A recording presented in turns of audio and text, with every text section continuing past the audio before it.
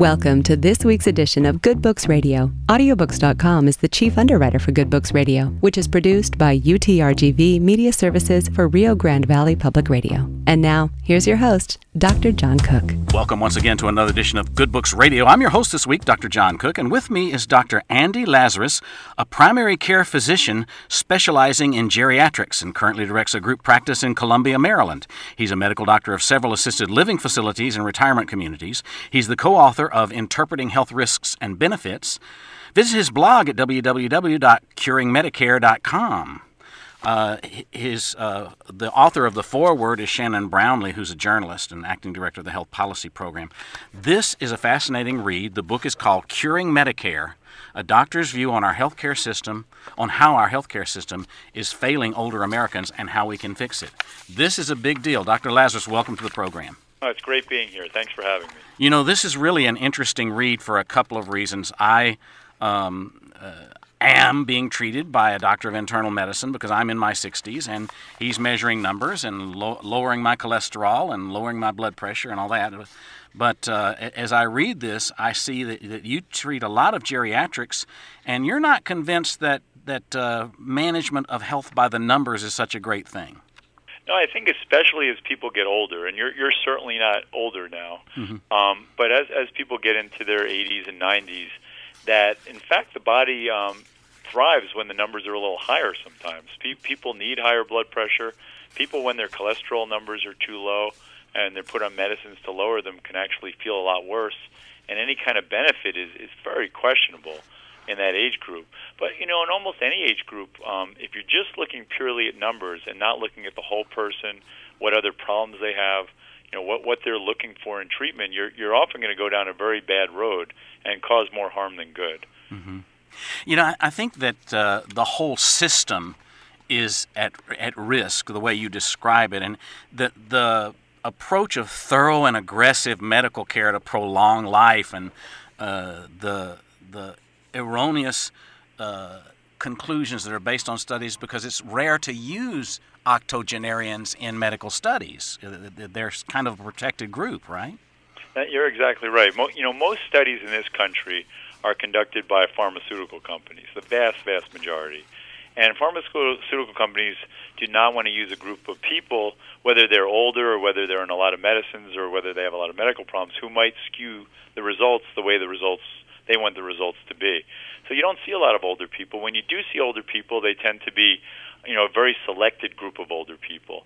And they're certainly not like the patients that I see in my office every day. Every patient is unique, and they don't fit into the template of a study. And it's just amazing how many of my colleagues will, just look at these studies and follow them carte blanche, or I should say they look at the studies they want to look at, or the newspaper articles written about the studies, and they just prescribe treatment as though it's gospel, and it just doesn't work that way. Mm-hmm. There was a study that came out just recently, the last week or two, that one of my patients gave me yesterday, that showed that statin cholesterol medicines will lower the risk of a bad outcome in 25% of people if they have moderate risk of heart disease, and these people were generally over the age of 60, mm-hmm. and 25% sounds pretty impressive. But, 25% of what is the question? If 1 out of 1,000 people gets heart disease and you lower it by 25%, then that means 3/4 out of 1,000 people are going to get heart disease. So you've made very little difference. What we find in most studies is those kind of numbers that are thrown out, those percentages, are very deceptive. And what the article didn't talk about is how many people had side effects from these statins, which we know are significant to many people. So some of my colleagues use this study to say we should be putting statins in the water, and mm-hmm. without really looking at what this means. It doesn't mean that everyone should be on a statin. It's another piece of information, but it's again, the results were completely exaggerated by using a statistical method that makes it look a lot more effective than it is, and ignoring what the possible side effects are. Would you address that absolute risk factor that you talk about in your book? That's an interesting note that I was unaware of, and I read the studies, and I go on, WebMD, and I try to help manage my own care, but we're getting information that is deceptive. Yeah, and I think if you get anything out of this book, and the other book you mentioned that I wrote with Eric Rifkin about interpreting risks and benefits is all about this concept. But if you get anything out of it, it's how to take care of your own health. How to be your own advocate, and the way to start that is understanding what your actual risk and benefits is. So if something, I'll give you an example. There's a blood thinner called Coumadin, and we've seen a lot of commercials for similar medicines like Xarelto and Pradaxa and Eliquis on TV. Yes. And it lowers your risk of stroke by 50% if you have a condition called atrial fibrillation. So that's called relative risk. So 50% has to. Most people talk in that language. So you're going to get a 50% benefit if you take Coumadin, but you got to look at how many people are actually affected by it. And if it's a small number of people who benefit, then 50% of that small number is very small benefit. And in the case of Coumadin, which by the way is considered a gospel kind of medicine, especially by cardiologists, that everyone should be on if they have this. In the case of Coumadin, out of 1,000 people, about 6 people will benefit. And in terms of preventing a stroke, which means 99.4% of people do not benefit. And also another 6 people will bleed into their brains, which means that as many people will bleed into their brains as will prevent a stroke, and another 40 people will end up in the hospital with a major bleed. So whereas all you hear is there's a 50% reduction in stroke, there's a much more subtle way to look at this, because no medical intervention is that cut and dry. Everything has risks and benefits, and usually most of the benefits are not as impressive as these relative percentage numbers tell us. So when you read a newspaper article, and these come out all the time, and they say, lowering your blood pressure below 120 will cut your risk of heart attack by 30%. When you see those numbers, you should pause immediately and say, well, 30% of what? And if you ask the people who write the articles, they won't have any idea what you're talking about. Mm-hmm. So this is the way that the companies that want to promote their products or their interventions will always present information, and it's up to us as doctors to try to help you interpret the number in a more reasonable, accurate way, and one that's much more specific to your condition. Mm-hmm. Too often my field fails, unfortunately, doing that. And I do want to talk about primary care, but I'd like to pause for a moment and look at the pharmaceutical industry that's helping to resolve nuisance conditions with drugs that we're over-medicating our elderly, and some of them have dubious efficacy and are actually dangerous from their side effects. And that's a general problem of pharmaceutical industry, isn't it? It is. Of course, pharmaceutical companies want to sell drugs. And, a lot of the drugs they make have really dubious benefits and have potential side effects. And as you throw more and more drugs into people, those side effects accentuate and the benefits are reduced. So when they do these studies, they don't allow you to be on a lot of drugs. And they're marketing these drugs. We're one of 2 countries in the world that allows drug advertising on TV. Right. The other one being New Zealand. Mm-hmm. And so they're pushing these drugs. But, again, I have to say that the drug companies do not write the prescriptions. It's the doctors who write the prescriptions. And I've seen many of my colleagues truly believe everything that these drug companies are telling them. And they have no concern that people are on 15, 20 drugs. As a geriatric doctor, I see the devastation that causes. So if we try to fix every little nuisance problem, if we think that's how we should be dealing with aging, we're sending our elders into a very precarious spot where they're just going to be on a lot of medicines and have a lot of side effects and not really have much benefit in anything that they think is being treated.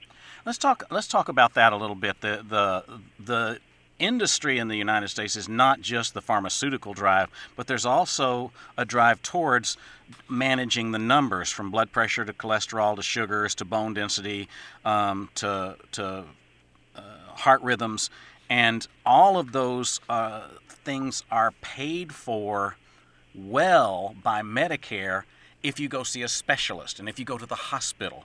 But primary care physicians are often left out of the equation. Well, the way Medicare has, and Medicare is a political institution, and it's very much influenced by lobbyists. And one of the biggest groups of lobbyists are hospital lobbyists and people who lobby for specialties like cardiologists, anesthesiologists. So, what people don't know is how doctors get paid. Why does a doctor get paid X amount for doing a certain procedure? And the answer is, when Medicare was created in 1965, the AMA, which is the American Medical Association, extracted a concession that there be a small group of doctors in the AMA that determine what doctors get paid for each thing they do. And that group has been specialty dominated from the beginning and is today. So the fact that a cardiologist who puts a stent in your heart, a procedure that might take a half hour, will be paid $2,000 for doing that procedure, and a doctor who spends an hour with you talking about the risks and benefits of the stent, how you can change your lifestyle, how you can improve your heart in other ways, will get paid about $100. That's not a decision made by the free market. That's a decision made by this tiny group in the AMA that Medicare accepts carte blanche. So yeah, Medicare at this point is paying for procedure-oriented medicine. Talking medicine, thinking medicine is not what's being paid for. So doctors are incentivized to do a lot of tests and procedures on you. And also Medicare is grading us as doctors as to whether we've done all this stuff. So, if I have a 95-year-old person in my office, I'm supposed to have them on a statin cholesterol medicine. I'm supposed to have their blood pressure below 120. I'm supposed to send them for a bone density test, even if all those things are potentially harmful to the patient. So these are protocols, and our grades as doctors, which is going to determine some of our salaries starting next year. A lot of this is coming from the Affordable Care Act and from Medicare reformers, and a lot of doctors are pushing back on this. If you've seen your doctor staring at a computer screen while you're in your office just typing in stuff, we're just trying to check off the boxes that they're insisting we check off. So we're spending more time doing that than actually listening to what you're saying. And unfortunately, medicine is going more in that direction, which is something I try to illuminate in the book, because I think that's the direction we need to change if we're going to save Medicare and also help our elders. Yeah, it's ironic that Medicare pays for the most expensive treatments, which may be counterproductive. They want you to see specialists, and they pursue this numerical excellence, and the medical community is even intentionally manufacturing disease by using those numbers. It is. I mean, something like diabetes, which certainly exists, we've turned into a crisis by changing the definition of what diabetes is. It used to be if you had a sugar over 140, you were diabetic. Now, if your sugar's over 100, you're diabetic. Mm-hmm. So we give you a disease. We're constantly giving people osteopenia, which is bone density loss that we know doesn't cause any problems, but we've created a disease. And yeah, Medicare is encouraging that. The Institute of Health has suggested that we're wasting almost $1 trillion a year doing things that are absolutely ineffective in medical care. And that's a huge amount of money. And a lot of that is paid for by Medicare and other insurance companies without really thinking about what the benefit will be to people. Mm-hmm. And it is somewhat frustrating that is their strategy, is to just fix numbers, do tests, and not really take care of people in the way that most people want to be taken care of. Most older people do not want to die in a hospital, and yet most older people, the vast majority, do die in a hospital. And 25% of Medicare's budget is spent on end-of-life and hospital care, whereas most older people want to be at home, and Medicare does not pay anything for people to be treated at home. And a simple change like that would make all the difference in the world. That is such a sad recurring theme in the book is that people would rather be in their home. They'd rather be comfortable and have home care, and Medicare doesn't pay for that. They pay for the aggressive approach. You mentioned diabetes and lowering the numbers, and I'm now considered pre-diabetic because of my count, and I'm worried about whether or not I should be even taking any medicine or work with exercise and diet instead. But the other number that's a big deal over and over again is blood pressure. When we try to lower elderly people's blood pressure, that can cause cognitive decline and fatigue and imbalance. And you had a patient who you tried to lower his blood pressure, and it wound up costing him because he had thin blood vessels. Yeah, I mean, you're absolutely right that There's no, and I have patients whose blood pressure is so astronomically high, and if we try to lower it a little bit, they'll faint and be dizzy and be dysfunctional. When I was a resident, I went to a wonderful residency program with great doctors, and I went out to a rural area and saw a farmer who was in his 90s, who was on no medicines, but his blood pressure was very high. It was over 200 was the top number. And I came back to these doctors and I said, we got to fix this. There's a new study out, shows this guy can get a stroke. And they're like, he's doing well. He's still working on his farm. And I said, no, you guys are backwards. We got to fix this blood pressure. And they allowed me to give him a small dose of a blood pressure medicine and said, really follow up with him next time you're here, which was going to be a week later. And 3 days later, the man died. And it's very possible that this man needed every bit of his high blood pressure to get through narrow arteries that were in his body, that his body was actually increasing his blood pressure. And we do that all the time. The body is constantly repairing itself as people get older, and that makes the numbers look bad. And we just go and fix the numbers and destroy the repair mechanism of the body. So people with good numbers are not necessarily the healthiest people. Mm-hmm. And it's a lesson that that we, as the more we do this as doctors, the more we learn. But it's not a lesson it seems like people in Medicare have learned at all. To share a little bit with our listeners about the dangers of aggressive care, talk a little bit about how often we use dialysis and feeding tubes when people lose weight and some of those other things that really cause more problems than they solve. Yeah, and that's all. That's been my experience too. Is that people who start going, and we could talk a little about specialty care, but when people go to specialists, they tend to get more aggressive care, and that's been shown in many, many studies. And that care tends to lead to worse outcomes. In other words, more people die at higher cost. So a lot of people are put on dialysis well before they really need dialysis. They're put on based on numbers that are abnormal, rather than much more important criteria of why people should go on dialysis. And once they're on the dialysis, they're at risk. Their life has changed inexorably. And they have to go 3 days a week. They get exhausted. They can go to the hospital a lot, and they're not necessarily any better off. But again, a lot of my patients that this happened to, they believe that the doctor is looking out for their best interest. They see the numbers getting abnormal and say, we got to fix the numbers. So they're led down this road that is not helping them one bit. And someone like me who tries to talk them out of it, I'm not the expert in kidney disease, so they often won't listen to me. It's true with when someone's losing weight and we feel like, if we put a tube into their stomach and feed them, that somehow that will help them live longer. Study after study has shown that in fact that's not the case, and in fact, and the life that they do have is much more miserable when they have that tube than if we had just left them alone. The more we try to fix things as people age, it's almost like we're trying to cure aging, that we can fix every problem as you age, and all we're doing is stressing people out and causing them to get complications, and creating this illusion that things should be fixable. Mm-hmm. We see that all the time in even conditions like dementia, where Medicare will pay for medicines that clearly don't work any more than placebo, and for test after test, but they will not pay for home care. They will not pay for exercise programs. They will not pay for caregiver support.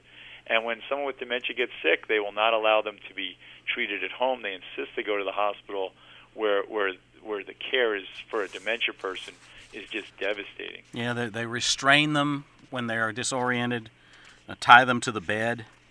Yeah, tie them down. I just had a patient who just came back. They went there for reasons that were more she was dehydrated, and the family insisted she go. And that she saw 4 or 5 specialists. She was tied down. She ended up getting on a lot of medicines that were absolutely unnecessary. They said she had kidney failure, which she did. They almost gave her medicine for stroke. And when she came back, we just saw her this week. Somehow her shoulder had been broken while she was in the hospital, something that had not even been mentioned on any of the reports in the hospital, but probably because she was tied down and thrashing while she was there. And that's what you see. If we had just given her some fluids and kept her at home, she would have been much better off. And yet, the family now says, well, she had all these problems. She had a stroke and kidney failure and calcium problems, but none of that was true. all of it was exaggerated, and she ended up getting harmed. And we feel helpless when we see this kind of thing happen because the system is really promoting that kind of care. Mm-hmm. And a lot of doctors got paid very well for that visit too, as did the hospital. I'm not a fan of hospitals. I don't like to be in them personally, and I don't like it when my friends are in there. But you have a chapter called Hospitalization, the Pinnacle of Thorough, and you talk about how hospitals frequently instigate more harm than the elderly than they benefit, and yet that's where Medicare focuses its payments, is the visions of hospital care and the extensive tests and the specialists that get involved. And Medicare's rules and payment system push people to the hospital. Yeah, it is.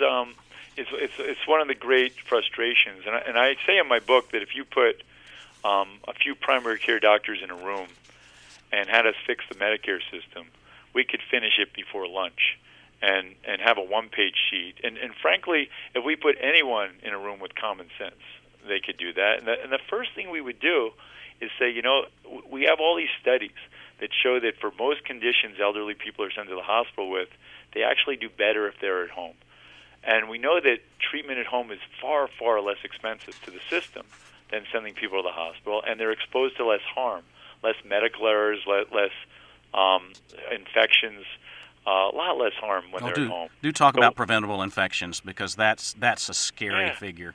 Huge amount of preventable. And, the bugs in the hospital that some of my elderly patients bring back sometimes kill them. They go in with a minor problem, and they come out with, a bowel infection like what's called C. diff, which just tears the bowel apart. And I've seen people die from this, and they come up with drug-resistant infections that they never would have had otherwise. It's a seed of infection in there, and it's a seed of over-treatment, where people who come in and they're given intravenous fluid and put in congestive heart failure because they're fluid overloaded, then they have a catheter put in their bladder and they get an infection there, and then one thing leads to another.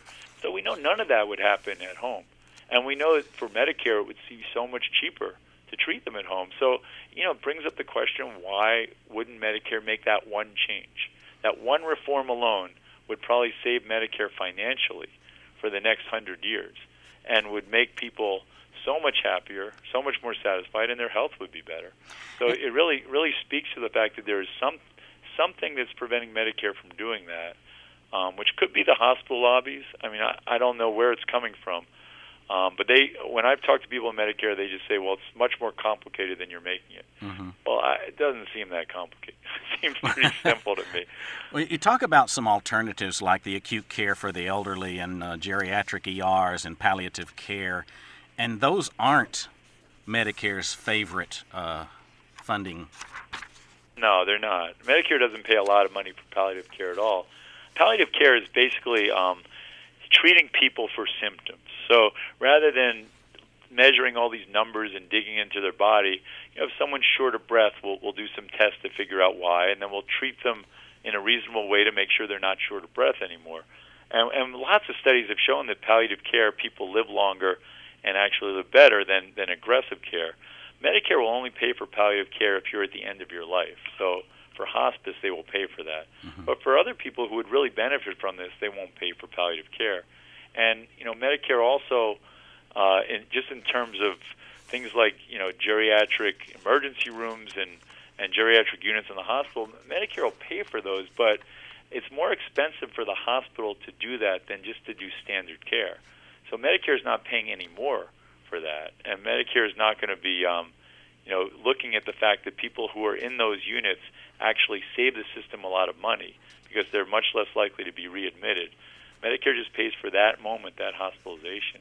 And there are some changes. I have to admit that there's something very exciting coming around called an accountable care organization that we're going to belong to next year, and they might be actually making it so we could do some degree of home care on an experimental level. So there are parts of Medicare that are willing to experiment. And again, I get the sense that from the people I know in Medicare, a lot of them want to do this. A lot of them want home care. Mm-hmm. But there's a bigger political shadow that's preventing that from happening. Yeah, the ACO notion was interesting, but I want to talk about how Medicare measures quality a little bit, because, when you talk about measures of patient quality, you talk about happiness and social interaction and energy and fewer outbursts and fewer trips to the hospital and less pain, and that's not what they measure. and that's what you would consider quality too. Absolutely. That's what any of us would consider quality, and they don't measure any of those at all. And there are a lot of us in the medical field who are really, really frustrated by the quality measures, and we're trying to do something about it. But yeah, what they measure are numbers. They measure things that are easily measurable. So they want to know that the blood pressure is below 120, that you're on a cholesterol medicine, that you've had your mammogram, that you've had your pneumonia vaccine. And by the way, even things like a mammogram, when I talk to some of my patients about that and show them the actual risks and benefits, there's a certain point in their life they don't want to do it anymore.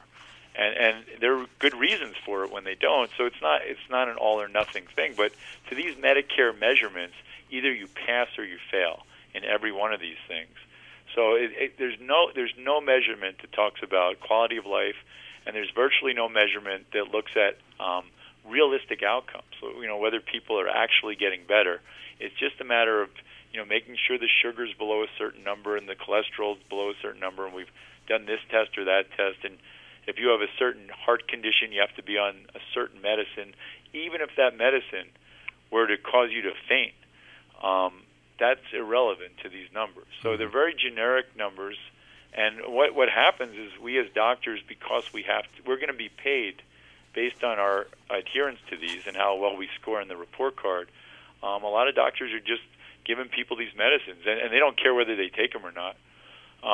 They're just giving it to them because then they could check the box that they did that. And it becomes medicine by cookbook, and it's not medicine by us as doctors talking to you, finding out what's best for you, which a lot of it's you're going to tell us what's best for you. But if we ask you too many questions and show you too much actual information, like lowering blood pressure below a certain amount and what it actually might do to you, you're not going to follow that. You might decide to do something that's against these protocols. So most doctors don't want to take that chance. Yeah, it's very, and that's a trend that's been going on, for the last few years, and it seems like the Medicare reformers are hanging a lot on that, what they call quality, and it's anything. It's very Orwellian in terms of calling that quality. Yeah. Just the opposite of quality. Very good, Orwellian. I like that. Well, I've only got about 2.5 minutes left. This has been a great interview, but the crux of your reform idea is that aggressive care is not good for older patients, and you suggest that we change Medicare by creating a system that is medically sound, cost-effective, and that patients want. Can you talk a little bit about that? Right. I mean, and just really briefly, and I lay out some details, but really briefly, one would be to pay for home care. To give people the option of either the hospital or the home. Don't take away any choices. Number two is we want to train more primary care doctors, because we know that when we have a lot of primary care doctors around, people actually get talked to and have discussions, and a lot of these procedures don't occur. And the third thing would be we don't want to be paying all this money for these high procedures like stents. We want to pay a reasonable amount, and people should not go for a heart stent unless they've had a talk with their primary care doctor first, and that primary care doctor uses actual numbers to show the risks and benefits of stents. Till that conversation occurs, Medicare shouldn't pay for the procedure. And certainly the person doing the stent shouldn't be the one who makes the decision that the stent's going to be done. So it just simple fixes like that would involve patients a lot more in their care. And when patients are involved in their care, then the cost of care goes down and the quality goes up. And that's what we're trying to do. And you have a great discussion about the shortage of primary care doctors, and we don't have time to go into that much, but I really appreciate the final paragraph. If we intelligently curb care by allowing patients to make reasonable choices, we're not only going to save Medicare, but we'll also be saving lives. Medicare spends way too much money on the wrong approach for the elderly. Yeah, that sums it up. And it'd be very easy to move us in the right direction. We've been talking with Dr. Andy Lazris, MD, and his book is called Curing Medicare, a doctor's view on how our healthcare system is failing older Americans and how we can fix it. I'm your host, Dr. John Cook. I appreciate your listening to our program today. I remind you, if you don't hear it during its regular broadcast time, you can also find us on YouTube at Good Books Radio, Strong and Cook. Thanks for listening. Make it a great day.